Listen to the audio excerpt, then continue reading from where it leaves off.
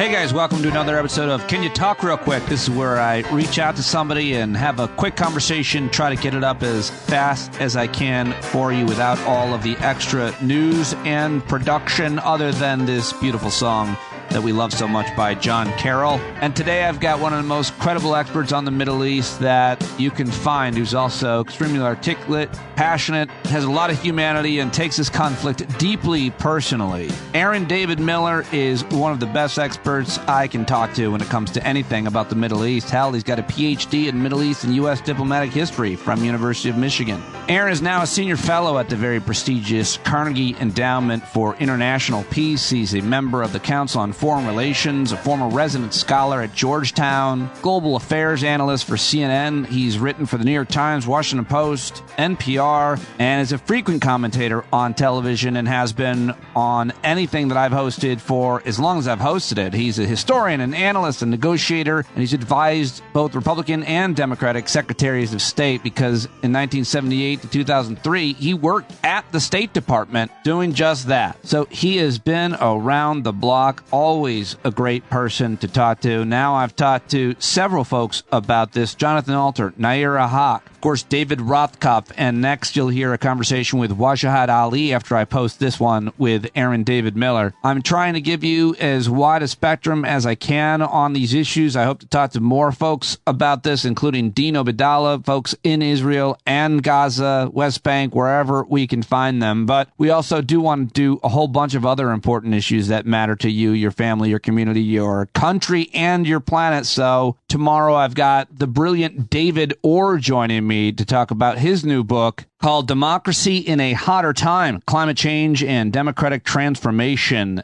a collection of essays. He's so good, and I can't wait to talk with him. But right now, it's time to get to Aaron David Miller. So let's do it. All right. Many of you asked me to get him. I got him. He's been everywhere, so I'm going to try to ask him some questions maybe he hasn't been asked. Aaron David Miller, thank you so much for joining me. We talk often about all kinds of different foreign policy issues, and we have over the years, but I know you like to start at least this one and most of them with kind of a humility and sadness. So go ahead. Well, I think that's right. I just make three quick points here. Humility.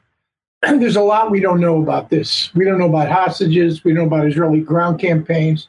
We don't know about Iran's calculation or Hezbollah's. And obviously, we know almost nothing since the ground campaign hasn't even started about the day after. Second is humanity. I have to say, I was stunned and shocked by the level of brutality and savagery of Hamas's indiscriminate terror attack on Israel beginning October 7th. And it's almost as if they borrowed, in my judgment, maybe I'm naive, quite unexpectedly, a page out of the ISIS Al-Qaeda handbook. This was not just about demonstrating Hamas's capacity and Israel's vulnerability.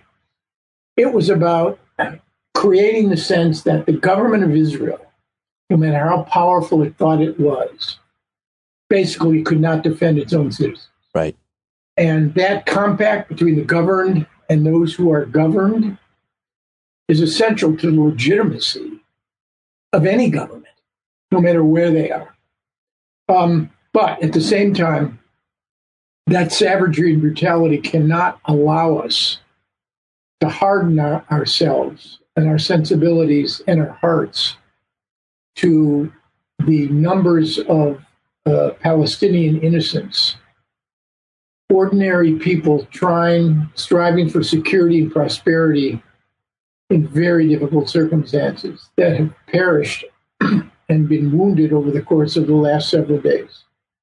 I don't play the moral symmetry game here. If you had a Palestinian on, they would basically say the Israelis have been doing to us what Hamas did to the Israelis for decades. I don't accept that. I understand that the Israelis have wreaked havoc on Palestinians over the years.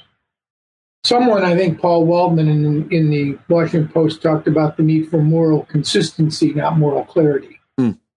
And I think it's an argument worth hearing. Finally, humility, humanity, and now hope and history. 50 years ago, a week or so ago, I was in Jerusalem on October 6th when the Egyptians and the Israelis attacked Israel in the October Yom Kippur War. 2,800 Israelis will kill thousands of Egyptians and Syrians. We may never know the exact count. And yet within 6 years of that trauma, Egypt and Israel signed a treaty of peace. 20 years later, I'm sitting on the White House lawn in 1993, September 13th, watching Arafat, Rabin, and Clinton sign the Oslo Accords, thinking to myself, wrongly, sadly, that Israeli-Palestinian negotiations had reached a point of no return.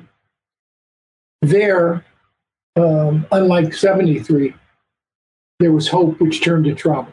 Yeah. So what do you conclude from the fact that trauma turns to hope and hope turns to... What you conclude is that the arc of history bends in strange and unpredictable ways.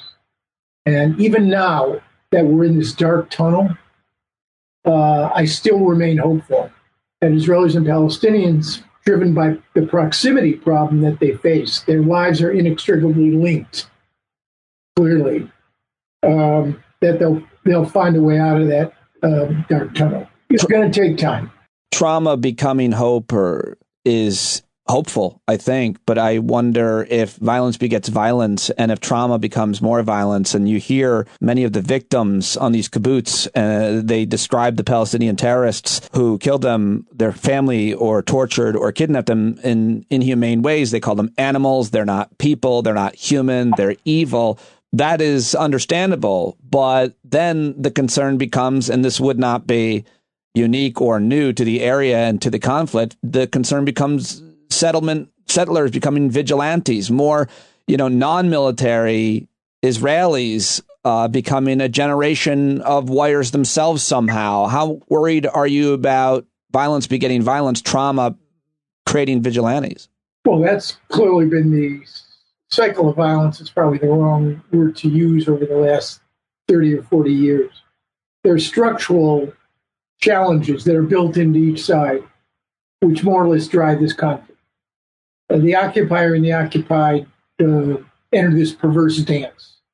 Both, I might add, bear responsibilities, whatever the asymmetries of power are between Israel and the Palestinians, bear responsibilities for why we don't have a equitable, durable solution.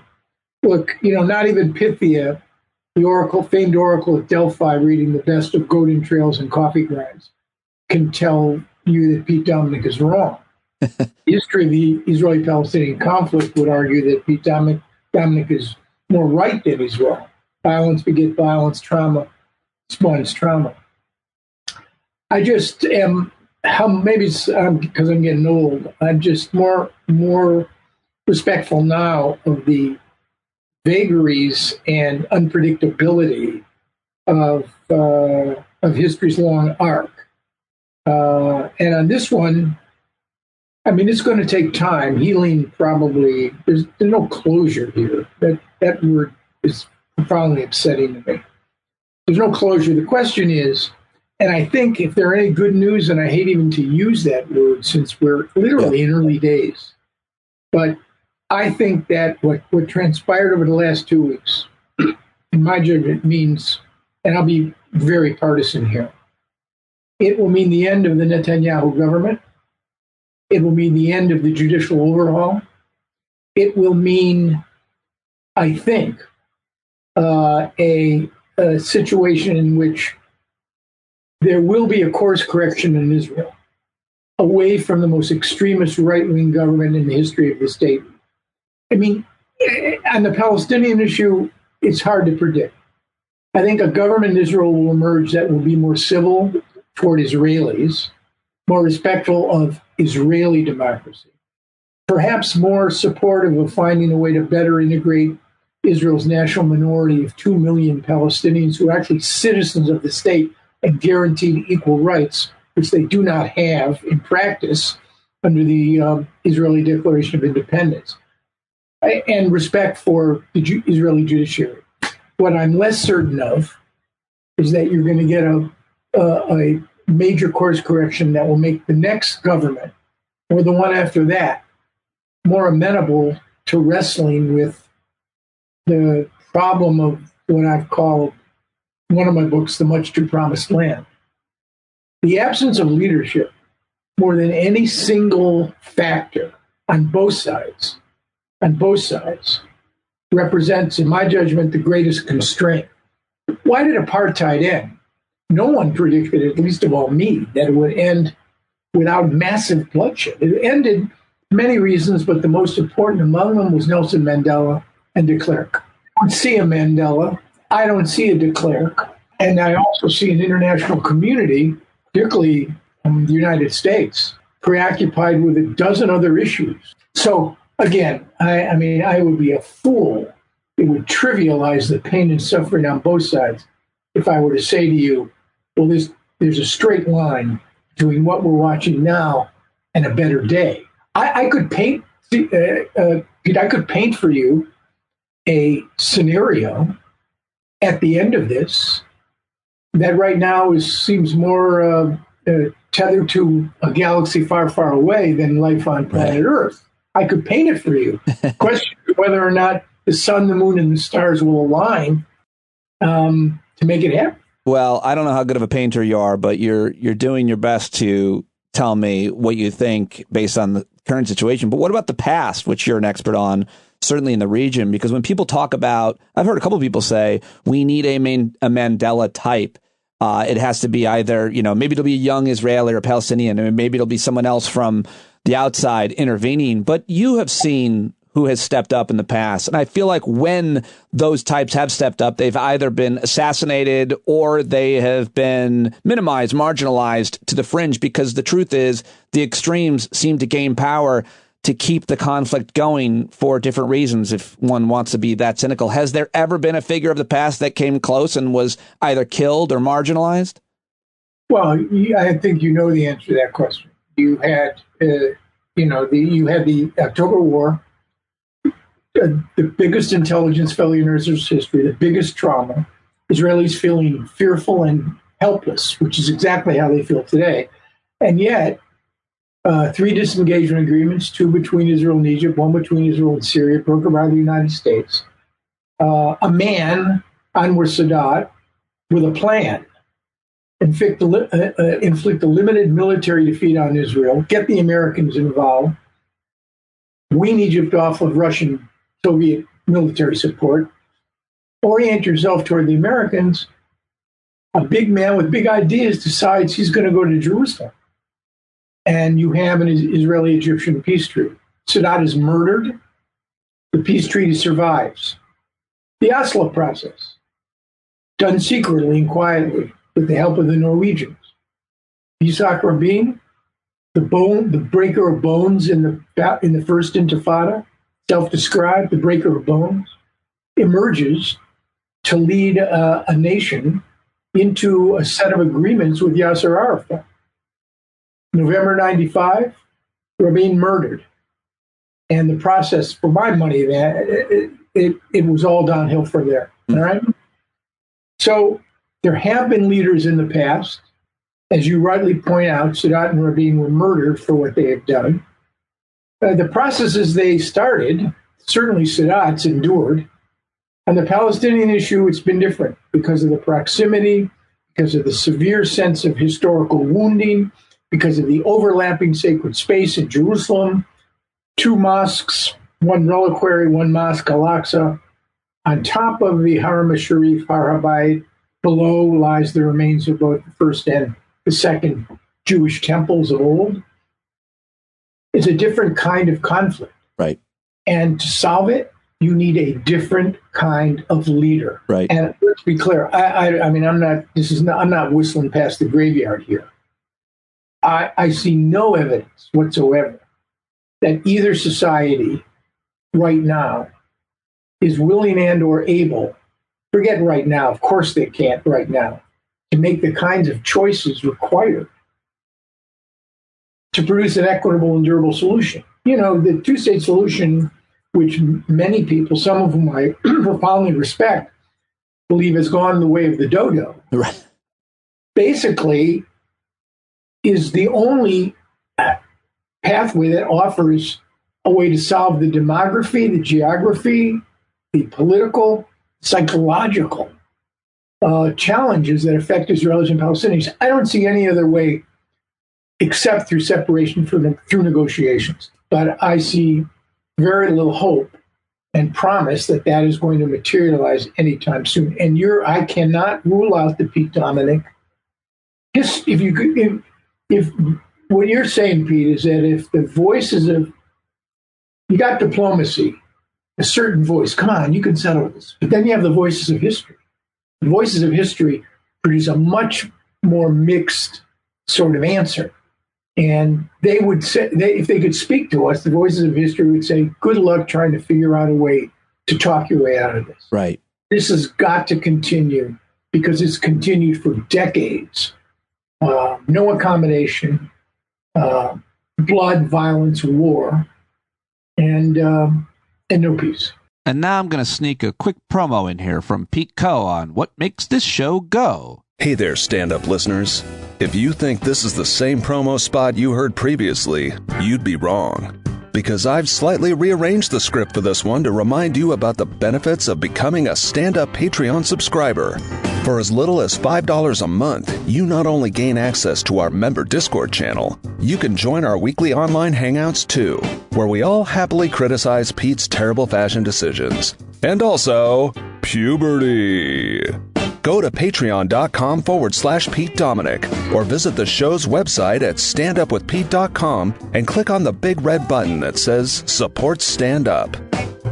Let's go back to the domestic situation in Israel. You and I have talked several times over the past couple of years about how far they have moved to the right, led by Netanyahu and plenty of others. And this judicial controversy around the judicial branch and the judicial coup, as it's called, you just painted a little bit of that. And what you're saying is, as a result of what many are seeing as an intelligence failure and a poorly strategic deployment of the military, apparently, you think that there will be a reordering. And we have heard so much divisiveness, so much blame already on the Netanyahu government, on the Israeli government, on even the military for the lack of preparation and the intelligence failure. You think that is going to be their major political price, without a doubt.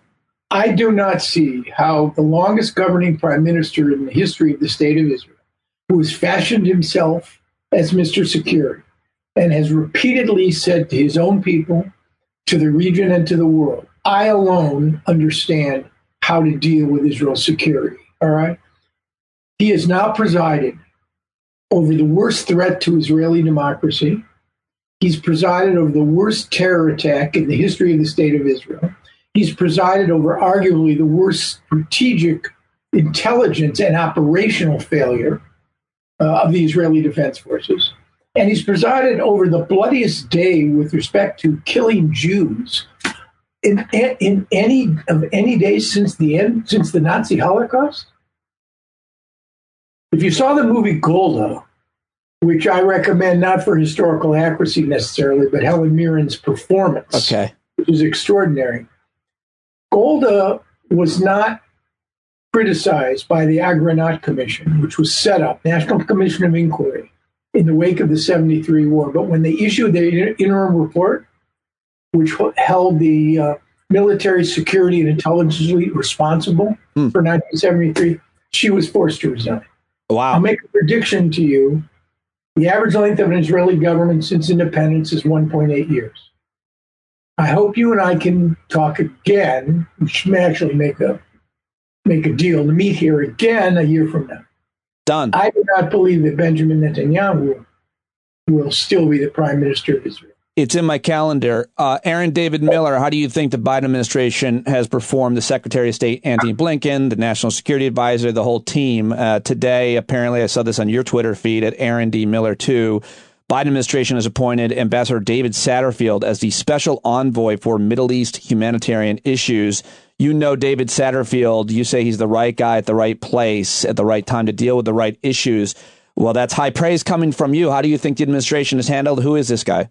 David's former ambassador to Turkey, with deep experience in Lebanon and the region, smart, is just incredibly smart. I'd say wicked smart if I was still in Maine or New England. He's wicked smart. But the task here is incredibly complicated. Right. people are looking for a way to balance Israeli military objectives against the humanitarian catastrophe that is occurring all around them. It can be ameliorated to some extent, but already 2,800, 2,900 Palestinians have died. 500,000 Palestinians have been displaced. Southern Gaza is no more capable right now in handling the extent population before this crisis. Right. You've got a blockade. Fuel is coming in, water. Hamas, by the way, has sufficient fuel and water for its own military needs, and frankly, is impeding that movement of peoples because it's far more advantageous for them, frankly, for political reasons and security reasons, to make sure civilians are co-located in places where the Israelis are likely to strike. I think yes, they can make the situation, perhaps make the situation better, but you cannot. Time, space. I mean, Gaza's 20,000 humans per square mile, 2.3 million people, half of which are under 15, 363 square kilometers, probably twice the size of the District of Columbia, an open-air prison, let's be clear, 55% unemployment. You're not going to make that better substantially for 2.3 million Gazans. Like, the situation is likely to get worse. I mean, the administration is scrambling like every other human who failed to anticipate or understand this particular crisis. I think when they came into office, they inherited two peace processes. One was the Abraham Accords, which they actually, even though it was Trump's achievement, they glommed onto it and they wanted to expand it. A lot of energy and attention focused on the Israeli-Saudi normalization deal. The other peace process was dysfunctional and broken. And I have to say, shoot me if you want. Had President Biden called me in and said, Aaron, should I take on this Israeli-Palestinian issue right now? I would say, Mr. President, I'll be out there protesting if you do, because you will fail. There is no way with this Israeli government and a weak and divided Palestinian Authority that you're going to be able to make progress. And then, because you're going to have to lean on the Israelis, probably, to get any of this done, the Republicans, who are now the Israel Right or Wrong Party, are going to start hammering you. And since all of I'll say it, I've said it on your show, man, how many times? I've worked for Republicans and Democrats. I've voted for Republicans and Democrats. But the greatest crisis facing this country right now is not the Palestinian issue or Russia and Ukraine or President Xi in China. It's ensuring that the presumptive Republican nominee, I won't mention his name, does not become president. Right. So, I mean, the administration, look, they're trying to reassure Israel and yet restrain Israel to a certain degree. They're trying to do some of the humanitarian business. They're trying to create some deterrence so Iran and Hezbollah do not get involved, right? And I'm hoping, although history is no guide here, that the administration will be in a position, whatever happens in the wake of this ground camp. By the way, my son Danny came up with a brilliant idea a week ago. No one had even, now people are talking about it. Why do you need this ground campaign at all? Why don't you just propose that Hamas free all the hostages and leave Gaza for good? Turn over their weapons, their high trajectory weapons, dismantle the tunnel networks, let them go. You'll deal with them later, wherever they go. Save a lot of lives that way. Is that even conceivable? No, probably not.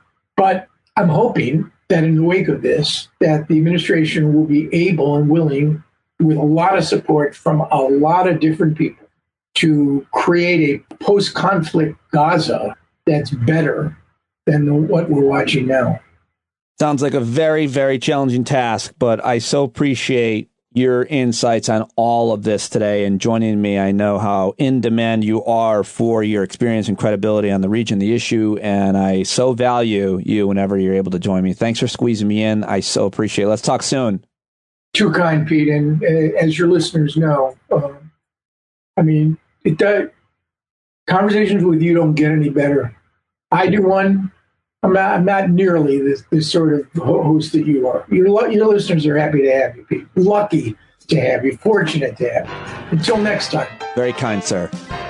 All right, there he goes, Aaron David Miller. Find him at Carnegie Connects. Let him know that you heard him here on the program. Follow him on all the social media, all those links in the show notes as they are for every guest on every show. Thank you very much for listening, for telling people about the show, writing a review of the show on Spotify or iTunes. Follow me on all of the social media accounts where you can spread the word about this daily, sometimes twice daily program that interviews the best experts about the most important issues and helps us understand what's going on in our lives and in our worlds. So great to be on the journey with you. Love you guys, and I'll talk to you next along with Wajad Ali. See the forest for the burning trees, you got to stand up. Hey, you've been sitting so long, you got the creaky knees, you got to stand up. Stand up. I think you're driving wheels with leaking grease. Boy, you better stand up. Stand up. Well, there's a whole lot more of us who know what's right. They'll keep right on.